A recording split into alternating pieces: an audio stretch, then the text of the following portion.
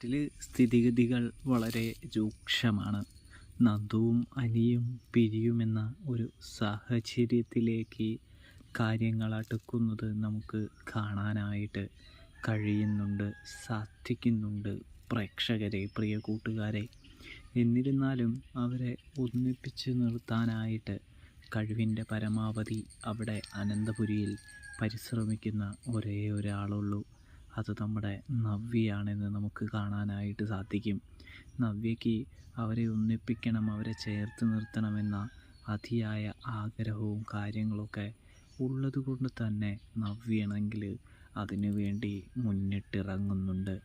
പാവപ്പെട്ട അനിയുടെ ജീവൻ നശിപ്പിക്കാനായിട്ട് ഒരിക്കലും അവന്തികയെ കൊണ്ട് സമ്മതിപ്പിക്കില്ല, അവന്തികയെ കൊണ്ട് നടത്തിക്കില്ല എന്നുള്ള തീരുമാനം നവ്യ എടുക്കുന്നതും കാണാനായിട്ട് കഴിയും.